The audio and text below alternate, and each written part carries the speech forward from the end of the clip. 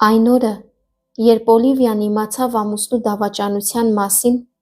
նրա ներսում կարծես ամեն ինչ փլուզվեց, և փլուզվեց կրկնակի, երբ իմացավ, որ իր ընտանիքը քանդում է իր ամենամտերիմ ընկերուհին, այն ընկերուհին, ում միշտ քույր է համարել։ Նա վաղուց չէր հավատում ամուսնու երկար գործուղումներին, իսկ իր անվերջ զանգերին կինը միշտ ստանում էր մի պատասխան.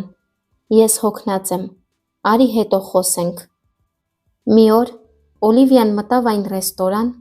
որտեղ Դանիելը ենթադրաբար հրավիրել էր իր գործընկերներին, և նա սառեց։ Դանիելի դիմաց նստած էր Հարփերը, իր դպրոցական ընկերուհին, որի հետ նրանք կիսվում էին գաղտնիքներով, զգեստներով և նույնիսկ արցունքներով։ Օլիվիային տեսնելով, նրանք չխառնվեցին իրար, չամաչեցին իրենց արածից։ Նրա ամուսինը բռնեց իր նոր հարսնացուի Հարփերի ձեռքը, և նրանց հայացքները ավելի բարձր էին խոսում, քան խոսքերը։ Ապա Դանիելը ասաց. «Հարփերը հասկանում է ինձ այնպես, ինչպես դու երբեք չես հասկացել»։ Նա ասաց այս խոսքերը առանց վեր նայելու։ Այս արտահայտությունը պատառոտեց Օլիվիայի սիրտը, բայց նա չգոռաց, չնետեց իր բաժակը, չընկավ, նա պարզապես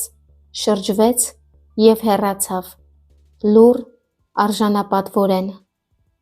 Առաջին շաբաթները դժոխք էին։ Տունը, որտեղ երեկ ծիծաղ էր հնչում, վերածվել էր դատարկ արկղի։ Օլիվիան փակում էր պատուհանները, որ չտեսնի հարևան տնից երևացող կյանքը, որտեղ միշտ ուրախ էր,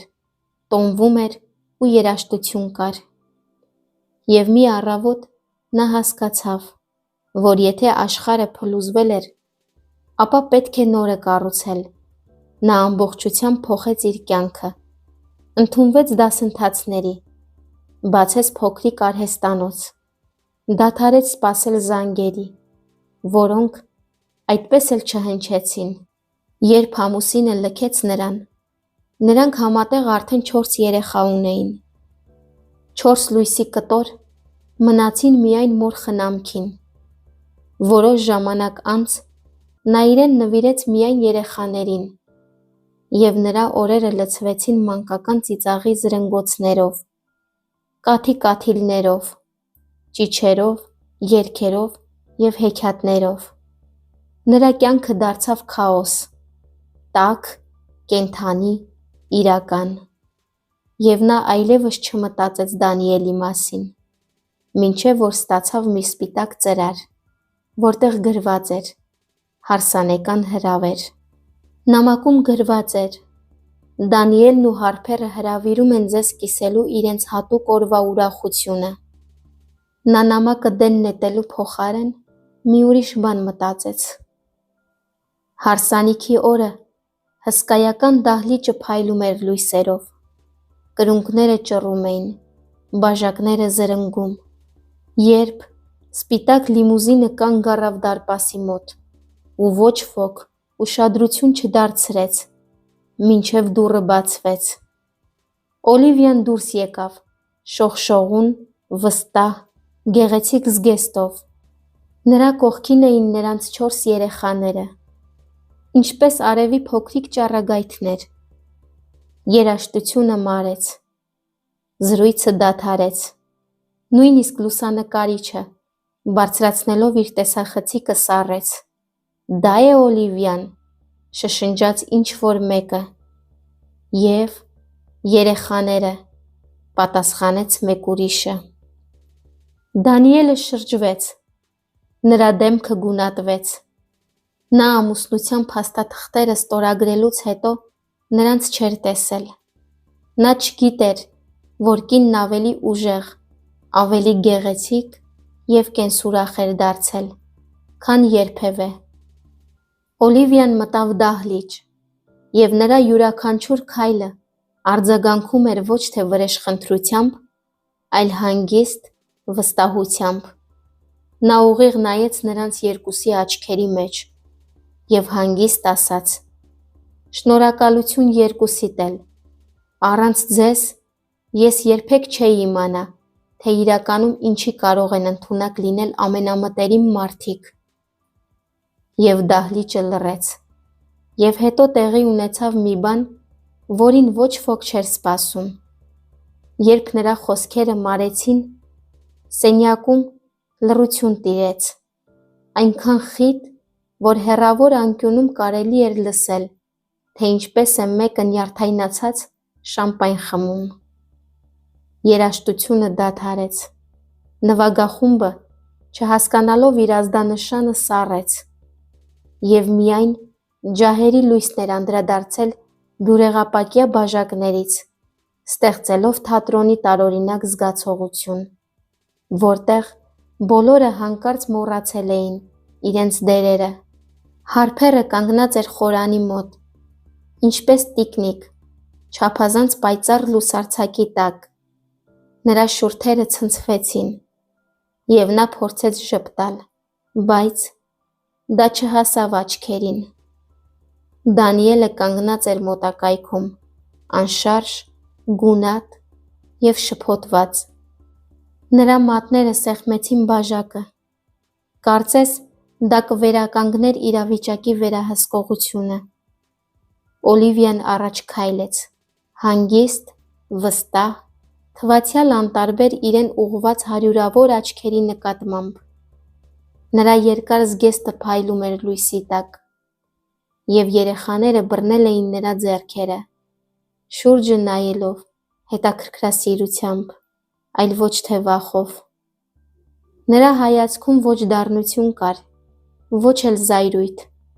միայն կնոջ խորը արժանապատվությունը, որը վերապրել էր ամեն ինչ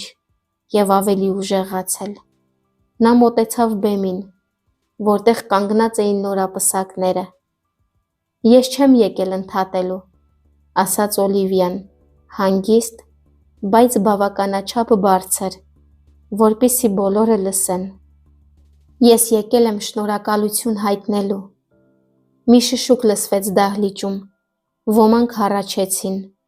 ոմանք հիացմունքից հառաչեցին, ոմանք շշնջացին. «Նա խելագարվել է»։ Բայց Օլիվիան ուշադրություն չդարձրեց։ Նա դիմեց երեխաներին և շոյեց աղջիկներից մեկի գլուխը։ «Նայիր», մեղմ ասաց նա, «սա քո հայրն է և Հարփեր մորաքույրը»։ Մոտ 5 տարեկան մի տղա, լուրջ, իսկ և իսկ Դանիելի աչքերով, հարցրեց. «Նա է գողացել հայրիկին մեզանից»։ Եվ լռությունը կրկին լիակատար դարձավ։ Նույնիսկ Հարփերը նայեց ներքև։ «Ոչ», պատասխանեց հանգիստ տոնով Օլիվիան։ «Ոչ ոք ոչ մեկին չի գողացել։ Պարզապես որոշ մարդիկ կորցնում են իրենք իրենց, երբ կարծում են, որ երջանկություն են գտել»։ Այդ խոսքերը ասաց պարզ ու հանգիստ, խոսքերով հարվածելով նրանց սրտին, ավելի ուժեղ, քան ցանկացած ճիչ։ Հարփերը այնքան ուժեղ սեղմեց ծաղկեփունջը, որ ցողունները կոտրվեցին։ Դանիելը հայացքը շրջեց մյուս կողմ, որ թաքցնի հուզմունքը։ Օլիվիան շրջվեց, հեռանալու համար, բայց այդ պահին նրան մոտեցավ մի տարեց կին, Դանիելի մայրը, Էվելինը։ Նրա դեմքը լարված էր, բայց աչքերը փայլում էին արցունքներից։ Օլիվիան թեթևակի գլխով արեց, և մի պահ նրա աչքերում քնքշություն փայլեց։ Հազվագյուտ զգացողություն մի կնոջ հանդեպ, ով մի ժամանակ լուռ աջակցել էր իր որդուն, երբ նա կործանում էր իր կյանքը։ Կինը երեխաների ձեռքը բռնած դուրս եկավ դահլիճից, այնտեղ թողնելով հասմիկի բույրը և անդառնալի մի բանի զգացում։ Եվ իր ետևում նա լսեց շշուկ. ահա թե ինչ է նշանակում ուժը։ Երբ լիմուզինի դռները փակվեցին և քաղաքը մնաց հետևում, Օլիվիան թույլ տվեց իրեն խորը շունչ քաշել, երկար ժամանակ անց, առաջին անգամ։ Երեխաները արդեն քնել էին, մեքենայի նստատեղերին, կուչ եկած, լույսերը թարթեցին պատուհանից դուրս, լուռ, հեռավոր, գրեթե անիրական, նա նայեց իր երեխաների դեմքերին և մտածեց, որ գուցե սա է իսկական երջանկությունը, լինել անհրաժեշտ, լինել աջակցություն, լինել մի աշխարհ, նրանց համար, ովքեր չեն կարող ապրել առանց քեզ։ Նրա հեռախոսին հաղորդագրություն եկավ։ Էկրանի անունը ստիպեց, որ Օլիվիայի սիրտը կարծես մի վայրկյան կանգ առնի։ Դանիել։ Մենք պետք է խոսենք։ Ոչ այստեղ, ոչ հիմա, բայց խնդրում եմ, ես պետք է քեզ մի բան ասեմ։ Օլիվիան երկար և անհույս նայեց էկրանին։ Հետո նա պարզապես ջնջեց հաղորդագրությունը, ինքն իրեն ասելով, որ որոշ զրույցներ չարժեն իմ նոր կյանքի 1 րոպեն անգամ։ Շաբաթներ անցան, ըստ լուրերի, հարսանիքը տեղի էր ունեցել։ Որոշ ժամանակ անց նա լսեց, որ Հարփերը մեկնել է արտասահման։ Ասում էին, որ Դանիելի գործերը վատ են ընթանում, և նրա ընկերությունը կորցրել էր պայմանագրերը, իսկ գործընկերները մեջք էին շրջել։ Օլիվիան ապրում էր իր սեփական կյանքով։ Նա բացեց մի փոքրիկ կենտրոն, միայնակ մայրերին օգնելու համար։ Նա կիսվում էր իր փորձով և խորհուրդներով, օգնելով այն կանանց, ովքեր ինչպես ինքն էր մի ժամանակ, կանգնած են դժվարին իրավիճակում։ Ամեն երեկո, երբ երեխաները քնում էին, նա դուրս էր գալիս պատշգամբ և նայում քաղաքին, լսելով քամու սուլոցը և ընկնում անցյալի հիշողությունների գիրկը։ Սակայն նա չէր զայրանում անցյալի վրա, նա պարզապես այլևս փորձում էր հանգստություն պահպանել։ Բայց ճակատագիրը հազվադեպ է մոռանում նրանց, ովքեր ցավ են զգացել։ Մի օր ուշ աշնանը թանկարժեք վերարկուով մի տղամարդ մտավ նրա կենտրոն։ Երբ տղամարդը հանեց գլխարկը, Օլիվիան անմիջապես ճանաչեց նրան, չնայած, որ անցել էր 1 տարուց ավելի։ «Բարև», ասաց Դանիելը։ Նա ավելի տարեց էր թվում, հոգնած, աչքերը մռայլ։ «Ես քեզ էի փնտրում, ուրախ եմ, որ գտա քեզ»։ Օլիվիան հանգիստ տոնով, մի փոքր էլ անտարբեր պատասխանեց. «Հիմա ի՞նչ»։ Ես սխալվեցի, Օլիվիա։ Հարփերը, նա գնաց։ Ես ամեն ինչ կորցրեցի, բայց ամենավատն այն է, որ ես հասկացա, որ քեզ կորցրել եմ ավելի վաղ։ Փոշմանել եմ, զղջում եմ, ինքս ինձ մեղադրում, քեզ դավաճանելու համար։ Ներիր, եթե կարող ես։ Օլիվիան լուռ նայեց նրան։ Ներսում ոչ ցավ կար, ոչ էլ ափսոսանք։ Միայն հոգնած մի գիտակցում էր, որ ամեն ինչ արդեն ասվել էր, և ներել թե չներելն այլևս բան չէր փոխի։ Ես քո սխալը չեմ, Դանիել, հանգիստ տոնով ասաց նա, ես քո դասն եմ։ Եվ Դանիելը հուզված նայեց ներքև։ Երեխաները դուրս վազեցին հարևան սենյակից, և տղաներից մեկը հանկարծ սառեց. «Մայրիկ, սա է լուսանկարի տղամարդը»։ Օլիվիան ժպտաց. «Այո, սիրելիս, սա պարզապես անցյալից մեկն է»։ Տղան գլխով արեց և բռնելով քրոջ ձեռքը վերադարձավ խաղալու։ Դանիելը կանգնեց անորոշ, չգիտեր, թե ինչ ասի։ Օլիվիան մոտեցավ նրան և մեկնեց ձեռքը։ Ցտեսություն, ոչ մի չարություն, ոչ մի ատելություն, միայն ցտեսություն, և սեղմեց նրա ձեռքը, բայց զգաց, որ նա արդեն շատ հեռու էր գնացել, ոչ թե ֆիզիկապես, այլ հոգով։ Նրանք միասին մնացին անցյալում, իսկ ներկան այլ իրականություն էր, ամեն մեկի համար առանձին մի իրականություն, 2 ճակատագիր ու տարբեր ուղիներ, իսկ առջևում անհայտություն։ Այդ երեկո նրա հեռանալուց հետո Օլիվիան երկար ժամանակ նստեց պատշգամբում։ Լուսինը արտացոլվում էր նրա թեյի բաժակում, և թարմ խնձորների բույրը կախված էր օդում։ Նա մտածում էր, թե որքան տարօրինակ է կյանքը, և որ երբեմն կորուստը վերջը չէ, այլ սկիզբը։ Աղջկա սիրտը, որը մի ժամանակ կոտրված էր, այժմ համեմատած առաջվա ավելի հանգիստ էր բաբախում։ Նա այլևս չէր վախենում միայնությունից, որովհետև իր կողքին ուներ մարդիկ, ովքեր արժանի էին դարձնում շարունակել ապրելը։ Եվ երբ նրա կրտսեր դուստրը արթնացավ, նա մոտեցավ մայրիկին և հարցրեց. «Մայրիկ, արքայազնը միշտ է վերադառնում»։ Օլիվիան շոյեց նրա մազերը, ասելով. «Երբեմն նա վերադառնում է, աղջիկս, բայց միայն այն բանի համար, որ տեսնի, որ արքայադուստրն արդեն թագուհի է դարձել»։ Տարիներն անցան, Օլիվիայի կենտրոնը մեծացավ, և նրա անունը հայտնի դարձավ։ Նա ելույթներ էր ունենում, կոնֆերանսներում հոդվածներ գրում և ոգեշնչում ուրիշներին։ Մի օր, շատ ավելի ուշ, ճակատագիրը նրան մեկ այլ նշան տվեց։ Բարեգործական ընթրիքի ժամանակ նրան մոտեցավ մի տղամարդ, ասելով, որ կարդացել է նրա մասին և հիացած է։ «Իմ անունը Էդվարդ է», ասաց տղամարդը։ «Ես կցանկանայի խոսել ձեր նախագծի մասին»։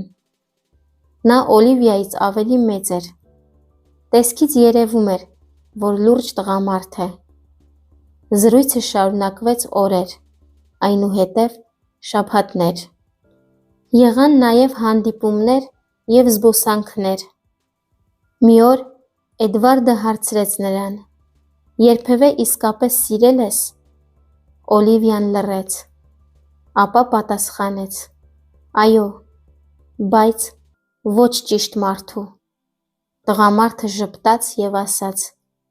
«Միգուցե հիմա է ճիշտ ժամանակը սիրելու»։ Նա չպատասխանեց, պարզապես նայեց նրան և հանկարծ հասկացավ, որ կյանքն իսկապես նոր սկիզբ ունի։ Ինչ-որ հեռու, ծովափնյա մի փոքրիկ տանը, մի մոխրագույն մազերով տղամարդ թերթում էր հին ալբոմը։ Մի էջում լուսանկար կար՝ երկար զգեստով մի կին, մոտակայքում 4 երեխա և անմոռանալի հայացք։ Դանիելը փակեց աչքերը։ Հիմա նա գիտեր, սա պարտության պահ չէր, այլ ճշմարտության պահ։ Նա չէր կորցրել կնոջը, նա կորցրել էր նրան արժանի տղամարդ դառնալու հնարավորությունը։ Նա վեր կացավ և մոտեցավ պատուհանին։ Ծովը մռնչում էր, կարծես շշնջում էր կարոտ, սակայն ուշացած։ Այդ պահին Օլիվիան կանգնած էր իր տան պատուհանի մոտ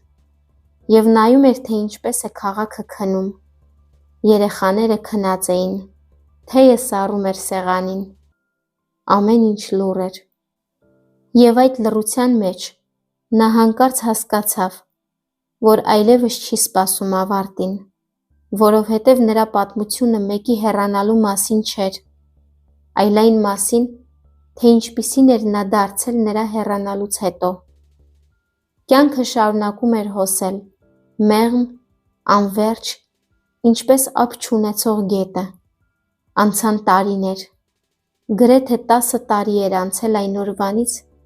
երբ Օլիվիան մտավ դահլիճ, գեղեցիկ, երկար զգեստով, և փոխեց բոլոր նրանց կարծիքները, ովքեր մի ժամանակ դատապարտել էին իրեն։ Նրա շրջապատող աշխարհը փոխվել էր։ Երեխաները մեծացել էին, տունը դարձել էր ավելի մեծ, ավելի հանգիստ և պայծառ։ Ավագը՝ Ամելիան, ընդունվեց համալսարան, հետաքրքրված հոգեբանությամբ։ Նա ուզում էր օգնել նրանց, ովքեր ինչպես իր մայրը, սովորել էին չկոտրվել դավաճանությունից հետո։ Երկվորյակներ Էնդրյուն և Ջեյմին մեծացան անբաժան, շարունակելով կրկին վիճելով այն մասին, թե ով է ավելի լավ վարորդ և ով է առաջինը փրկելու աշխարհը։ Իսկ ամենափոքրը՝ Լիլին, դեռ հավատում էր հրաշքներին։ Օլիվիան նայում էր նրանց և զգում, թե ինչպես է կյանքը, որը մի ժամանակ կոտրված էր, այժմ հոսում ներդաշնակ։ Նա սովորեց վայելել պարզ բաները՝ առավոտյան արևը, սուրճի հոտը, անձրևի ձայնը։ Երբեմն արթնանալով նա հիշում էր այդ հեռավոր հարսանիքը, ոչ թե ցավով, այլ նուրբ ժպիտով, որովհետև այնտեղ էր սկսվում նրա նոր պատմությունը։ Օլիվիան և Դեյվիդը ամուսնացել էին։ Դեյվիդը օգնեց նրան հասկանալ, որ կյանքը չի վերցնում, այն մաքրագործում է, և երբեմն լույսը տեսնելու համար պետք է անցնել ամենախորը խավարի միջով։ Նրանց ամուսնությունից երկար ժամանակ անց Օլիվիան մի նամակ ստացավ, ոչ թե էլեկտրոնային, այլ փոստային նամականիշով։ Ձեռագիրը ծանոթ էր՝ Դանիել։ Նա երկար տատանվեց, բայց հետո զգուշորեն բացեց ծրարը։ Օլիվիա, եթե դու կարդում ես այս նամակը, դա նշանակում է, որ ես վերջապես հավաքել եմ իմ քաջությունը, որ գրեմ քեզ։ Ներողություն խնդրելու համար չեմ գրում, քանի որ գիտեմ, որ այն նամակով չեմ վաստակի։ Ես պարզապես ուզում եմ ասել, որ դու իմ լույսն էիր։ Ես այն ժամանակ դա չէի հասկանում։ Դա հասկացա, երբ մնացի խավարում, մենակ, առանց ընտանիք։ Հարբերը հեռացավ, ոչ թե դավաճանության և փողի պատճառով, այլ պարզապես, ինչպես պարզվեց, երկու մարդիկ, ովքեր իրենց երջանկությունը կառուցել են ուրիշի ավերակների վրա, չեն կարող երջանիկ լինել։ Երկար ժամանակ ես միայն ինքս ինձ եմ մեղադրել։ Ես լսել եմ, որ դու լավ ես, և ես երջանիկ եմ, որ դու երջանիկ ես։ Երբեմն քեզ տեսնում եմ երազներումս, ծիծաղելիս, ինչպես նախկինում, երեխաների մոտ։ Շնորհակալություն ամեն ինչի համար, որ չես ոչնչացրել ինձ, երբ կարող էիր։ Մաղթում եմ քեզ սեր, այնպիսին, որը մշտական կլինի և քեզ միայն երջանկություն կտա։ Օլիվիան ավարտեց կարդալը և լուռ ծալեց նամակը։ Հուզվեց, բայց լաց չեղավ։ Նրա աչքերը մնացին մաքուր, սիրտը թեթև։ Նա կարճ պատասխան գրեց. «Ներողամտությունը թուլություն չէ, այն ազատագրում է։ Դանիել, շնորհակալություն նամակի համար։ Ես քեզ վաղուց ներել եմ։ Ոչ թե քո, այլ իմ համար։ Հուսով եմ դու էլ գտել ես քո խաղաղությունը։ Երջանկություն քեզ»։ Եվ երբ նա ուղարկեց ծրարը, այդ պահին զգաց, որ անցյալի վերջին հանգույցը քանդվում է։ Այդ երեկոյան նա դուրս եկավ ծով։ Ալիքները մեղմ գլորվում էին, ինչպես կյանքի շունչը։ Էդվարդը կանգնած էր նրա կողքին, ձեռքը գցած նրա ուսերին։ «Ինչի մասին ես մտածում», հարցրեց նա։ «Որ ամեն ինչ անցնում է, նույնիսկ ցավը, բայց հետքը մնում է, ոչ թե հիշեցնելու, այլ շնորհակալություն հայտնելու համար»։ Էդվարդը գլխով արեց։ «Այսինքն, դու երջանիկ ես»։ Աղջիկը ժպտաց։ «Այո, իսկական երջանկությունը ներքին խաղաղությունն է»։ Երեխաները վազում էին ափով, խխունջներ որսալով։ Լուսինը բարձրանում էր ծովի վրա, արտացոլվում նրանց աչքերում։ Եվ Օլիվիան գիտեր, իր ապրած ամեն ինչ նրան այստեղ էր բերել, այս երեկո, այս մարդկանց մոտ, այս լռությանը, որտեղ վախ չկա, միայն երախտագիտություն։ Այնուհետև, երբ տանը բոլորը արդեն քնած էին, նա վերցրեց հին ալբոմը, Առաջին էջում լուսանկար էր, երիտասարդ կին, շափյուղա զգեստով, և մոտակայքում 4 երեխա։ Նա մատներով սահեցրեց նկարում պատկերված դեմքի վրայով, շնորհակալություն ասելով իր անցյալ եսին, որ չհանձնվեց, և արցունքները սահեցին նրա այտերով։ Նա փակեց ալբոմը և դրեց դարակում։ Այժմ դա ցավի հիշողություն չէր, այլ ուժի վկայություն։ Տարիներն անցան, երեխաները մեծացան, տեղափոխվեցին և ստեղծեցին իրենց սեփական ընտանիքները։ Օլիվիայի հիմնադրած օգնության կենտրոնը դարձավ իր անունով հիմնադրամ։ Էդվարդը դեռ առավոտյան նրան դիմավորում էր մի բաժակ սուրճով և բարի գիշեր մաղթելով, կարծես ժամանակը իշխանություն չունենար նրանց վրա։ Երբեմն նրանք նստում էին պատշգամբում, դիտելով, թե ինչպես է արևը մայր մտնում ծովի մեջ։ Կարծում ես այս ամենը արժե՞ր, հարցրեց Էդվարդը։ Իհարկե, պատասխանեց Օլիվիան, որովհետև առանց այս ամենի ես չէի լինի այն, ինչ կամ։ Երբ նա 60 տարեկան դարձավ, թոռները նրան անակնկալ մատուցեցին։